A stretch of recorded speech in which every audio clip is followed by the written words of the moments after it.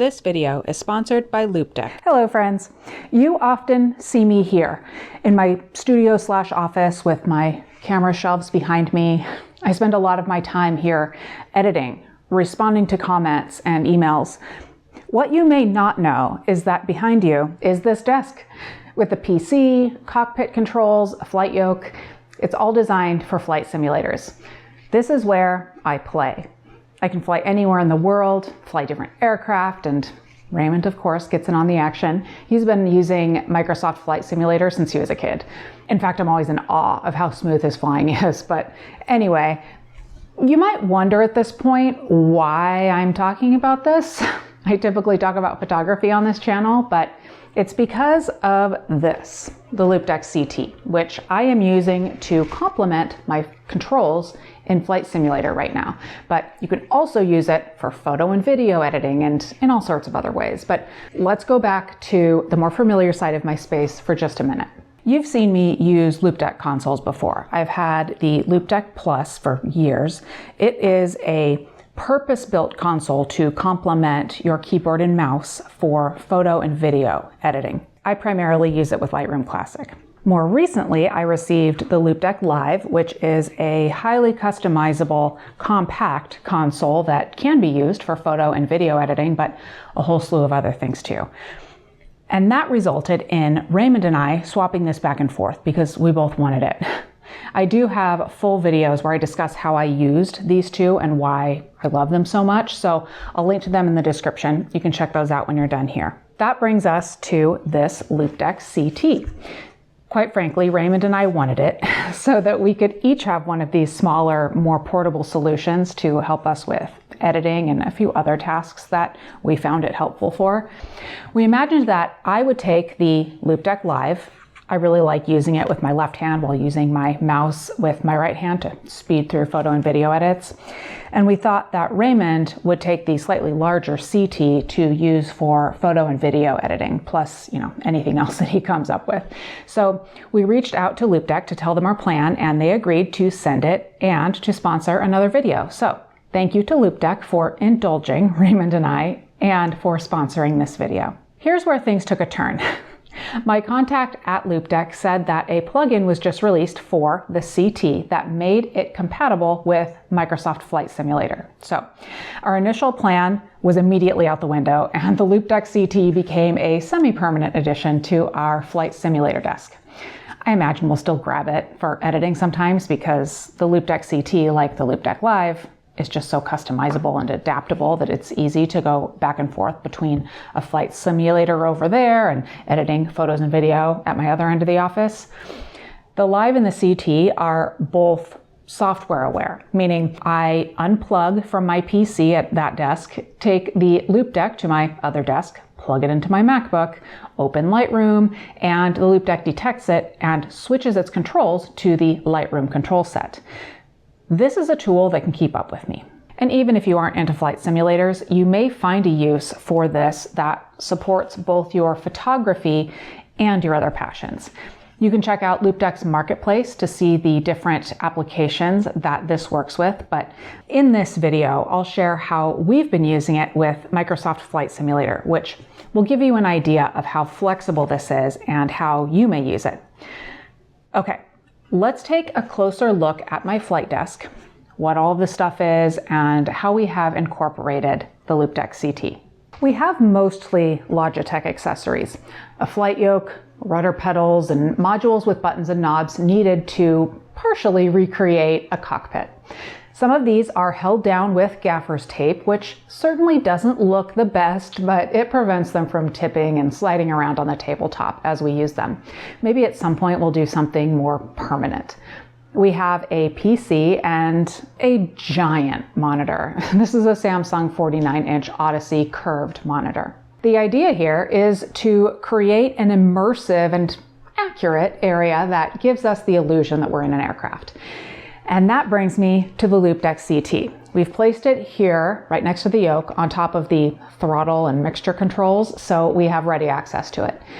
Now let's take a close-up look at the CT, because if you don't have all of these extra controls like we do here, you can actually do a lot of the same functions with just the CT.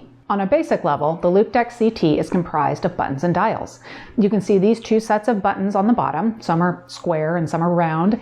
You can see that these have directional arrows on them. My flight simulator people out there know that these can be important when you're flying. And these up here are touch buttons, where the labels change with the software you're using and how you have them configured. We'll talk more about configuring these in just a moment. I should mention that these buttons have haptics, so even though they are just little screens, you can feel when you have pressed one of them. And there are dials on either side of these touch buttons. You can see the labels on these screens, which again will change as you change software or reconfigure them. And then you have a large wheel at the bottom, which has a touch screen on it as well, so you can swipe left and right on it to change among different functions. And like I said, the functions of the buttons and dials change as you open different software. So let's look at the default controls for Microsoft Flight Simulator. You have information like altitude and heading, as well as controls for things like flaps and mixture. I was not surprised to see that the parking brake was on there. Without the CT, we had to use the mouse or assign a button on the keyboard over here to use the parking brake, which definitely would take us out of the rhythm and the feeling of being in a cockpit, especially because neither one of us could ever remember which key on the keyboard that we had assigned to the parking brake. There's just something about not having to use the mouse and the keyboard that helps keep you in the moment. The Loupedeck at least seems like a panel that you might see on a high-tech aircraft. And the build quality of these Loupedeck consoles is so good that pressing the buttons and turning the dials is a satisfying experience. It truly does keep me in the moment. On the other hand, when we aren't trying to attain a super realistic feel, I really like the zoom in feature of the main wheel. If you aren't familiar with Microsoft Flight Simulator, you can have the software drop you into a flight near anywhere really, but you can choose something like the Great Pyramids at Giza or the Statue of Liberty. It's fun when you're flying by a landmark to check it out a little bit by zooming in from different angles. It's a view that you would never see in real life. One thing I didn't expect to see was the values changing on the CT's display as you're flying. I'm not sure why I didn't expect that, because everything that I have seen from Loupedeck is well thought out. Of course, this isn't how it works on a real plane, but while you're learning, this is a really valuable tool. I can see exactly how much I'm adjusting, for example, the throttle or the mixture. And then I can see the engine RPMs change while I'm doing it. Of course, if you don't love the default controls, you can change them. You download the Loupedeck software, which is quite intuitive. You click and drag to replace the functions of the buttons and the dials. There are so many different options for you.